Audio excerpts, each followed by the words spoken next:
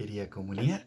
Hoy vamos a meditar el Evangelio del miércoles 10 de junio y que está tomado de Mateo 5, versículos 17 al 19 y que ustedes ya leyeron y que ahora con estas pistitas que estoy compartiendo con ustedes nos ayuda a profundizar, ¿cierto?, en qué dice el texto. El Evangelio de ayer, que antecede a este, ¿cierto?, nos muestra claramente Jesús cuál es la misión de la comunidad cristiana, cuál es la misión de los discípulos de Jesús: ser sal y luz del mundo, es decir, con su testimonio, con su propia vida, ¿cierto?, dar testimonio de esta buena noticia que nos ha traído la persona de Jesús. Y a continuación de ese texto, de esa revelación entonces del sentido de la comunidad y de la vida cristiana, nos regala estos 3 versículos, mostrándonos también aquí cuál es el cumplimiento de la verdadera ley. ¿En qué contexto escribe Mateo este evangelio, estas páginas de este evangelio? Mateo escribe para ayudar a aquellos cristianos que se han convertido del judaísmo al cristianismo y que por lo mismo entonces reciben la crítica de parte de los judíos de que ellos no cumplen la ley de Moisés, no cumplen la ley y los profetas. No era de extrañarse. A Jesús mismo muchas veces lo habían acusado de esto. Tú no cumples la ley de Moisés. ¿Ah? Tú no te preocupas del lavado de los vasos. Mira a tus discípulos cómo comen con las manos sin purificarse, ¿cierto? Mira cómo tú mismo, Jesús, haces milagro en día sábado cuando está prohibido.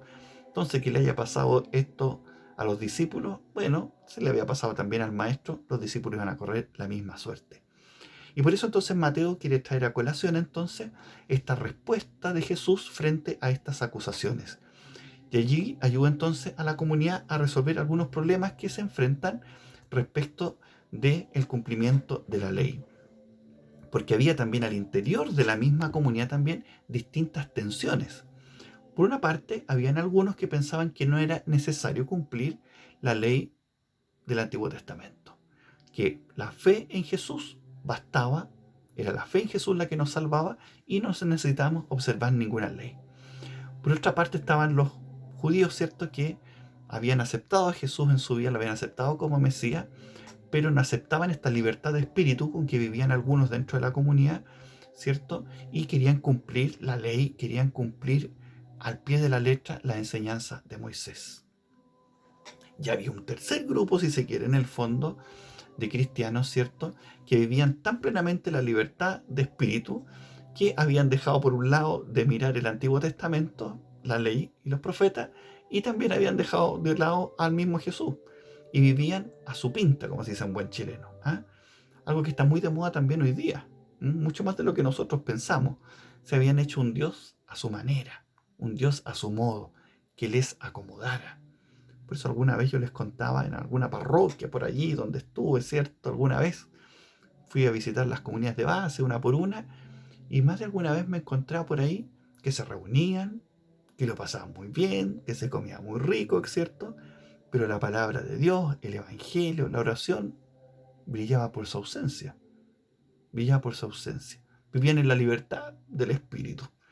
Eso es lo que nos invita, y esas tensiones se vivían también entonces al interior de esta comunidad de Mateo. Y por eso Mateo nos quiere hacer tomar conciencia de que la comunidad cristiana está invitada a ser un espacio donde se pueda lograr esta integración de estas realidades. No un equilibrio, una integración, porque el equilibrio es muy frágil, es muy difícil de mantener.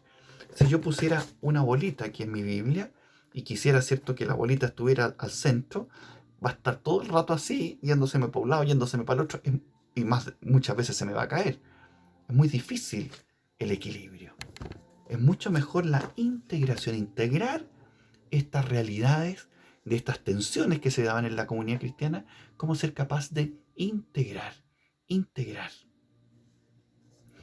Es aquí donde aparece entonces el I católico, que me enseñó una gran profesora que tuve en el seminario, ¿cierto?, que integra. Esto es lo bonito del catolicismo, que integra. ¿Qué es más importante para el cristiano? ¿La oración o la acción? ¿Qué es más importante, la fe o las obras? ¿Qué es más importante, el cuerpo o el espíritu? Ambas. El I católico. Es importante la oración y la acción. Es importante la fe y las obras. Es importante el cuerpo y el espíritu. No son cosas que se contraponen o que hay que buscar, insisto, este equilibrio que es tan frágil, que sea para un lado, que sea para el otro, sino integrar estas realidades. Y esto resolvió grandes crisis teológicas también, si se quiere, dentro de la iglesia.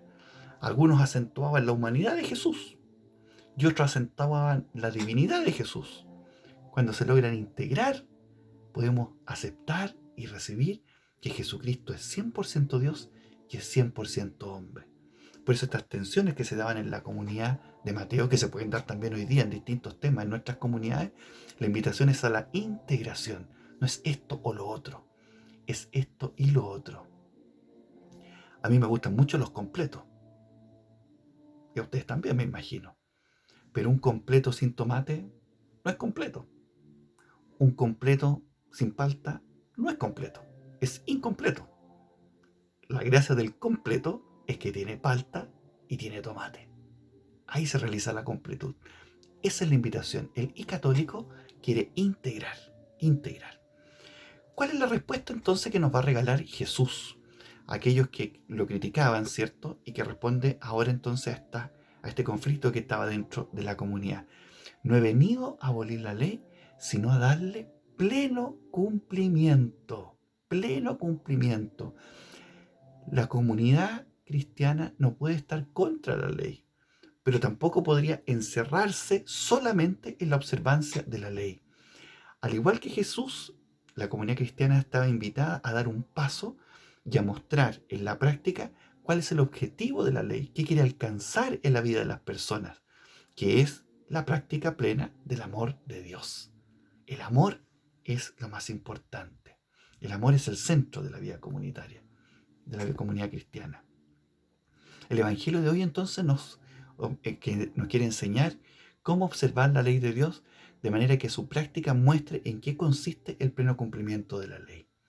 Y por eso Jesús va a empezar a desarrollar de aquí en adelante esta afirmación, ¿cierto? Han oído que se dijo, pero yo les digo, yo les vengo a dar pleno cumplimiento a esta ley. La plenitud de la ley está dada en la persona de Jesús y en la enseñanza de Jesús. Jesús la llena de sentido la ley, de este sentido que había sido perdido en el pueblo de Israel. Era como cumplir por cumplir, pero no se sabía por qué se cumplía la ley en el fondo.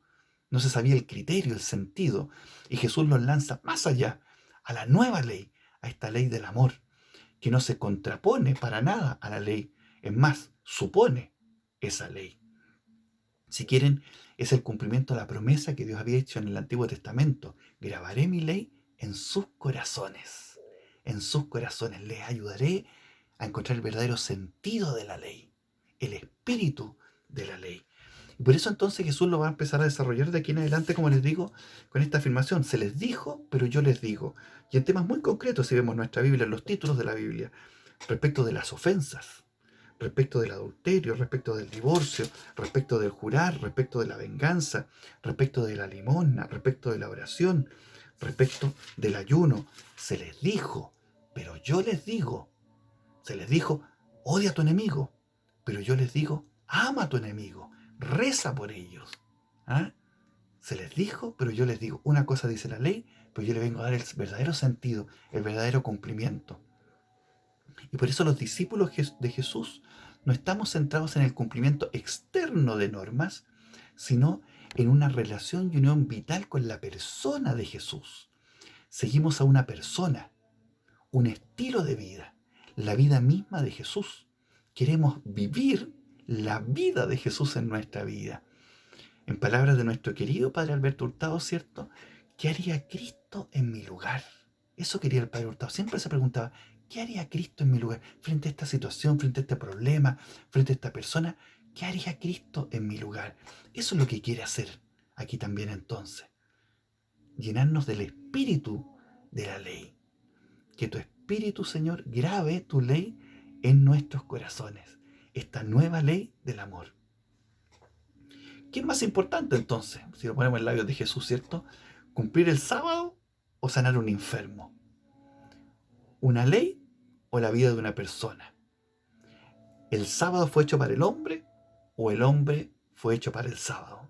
¿Cuál es el sentido? ¿Cuál es el sentido? ¿Mm? Los religiosos del tiempo de Jesús enseñaban la ley infantilizando a la gente, infantilizando al pueblo de Dios, de una manera paternalista. ¿Mm? Por eso Jesús enseña, por así decirlo, a vivir la ley desde dentro, no desde las externalidades, del cumplir por cumplir. Nos quiere enseñar el criterio, nos quiere enseñar a discernir, a vivir la ley con madurez. ¿Con qué autoridad decía la gente, cierto? ¿Con qué autoridad nos enseña Jesús? No como nuestros maestros, no como nuestros escribas.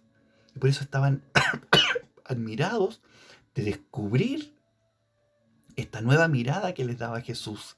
Mirar la ley por dentro, en su sentido más profundo. Y es más, a descubrir que la ley estaba dentro de ellos, que estaba inscrita en su naturaleza, que estaba inscrita en sus corazones. Demos los pasos siguientes entonces de nuestra lección bíblica. ¿Qué me dice tu palabra hoy a mi Señor? ¿Qué le digo a Jesús a la luz de esta palabra que he recibido de Él? ¿Y a qué me invita en mi vida concreta esta palabra? Que el Señor por su Espíritu grabe en nuestros corazones los sentimientos, los criterios de Jesús para poder vivirlos cada día. Y que nos bendiga con su ternura y su alegría el Padre, el Hijo y el Espíritu Santo. Amén.